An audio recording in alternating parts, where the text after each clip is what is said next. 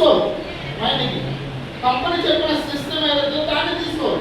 So ఇది తీసుకోకపోవడం వల్ల ఏమవుతుందంటే మనం ఫెయిల్ అవుతున్నాం.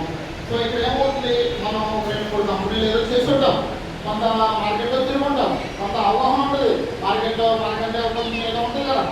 ఓకే, ఇవన్నీ ఉండడం వల్ల ఏమనిపిస్తుంది, మన ఫీలింగ్ నాకు అంతా తెలుసు. ఏమనిపిస్తుంది, నాకు అంతా తెలుసు, నాకు అంతా తెలుసు అని అప్పులు పాల్గొతుంది తప్ప పాకెట్లో డబ్బులు లేవు. అంతా తెలుసు ఏమనుకున్నాం, అప్పులు పాల్గొతుంది తప్ప జీవితం టోటల్ ఏమవుతుంది, జీరో అవుతుంది. బట్ ఇక్కడ వెస్టేజ్లోకి వచ్చిన తర్వాత మీరు ఎవరైతే ఉన్నారో, ఒక టీచర్ ఏం చెప్తున్నాడో అది ఎవరైతే ఫాలో అవుతారో అతను ఫస్ట్ క్లాస్ ఎలా ఉంటారో, ఇక్కడ వెస్టేజ్లోకి వచ్చిన తర్వాత మీ అబ్బాయిని మీకు ఒక టీచర్, ఒక గురువు లాంటి వాడు, అది ఎవరైనా కావచ్చు. అర్థమవుతుందా? సో ఆయన చెప్పింది మనం కూర్చో తప్పకుండా పాటించాలి, అప్పుడే మనకి సక్సెస్ వస్తుంది. సో మీ అబ్బాయి చెప్పింది వింటున్నారా లేదా అని మీరు అబ్జర్వ్ చేయండి.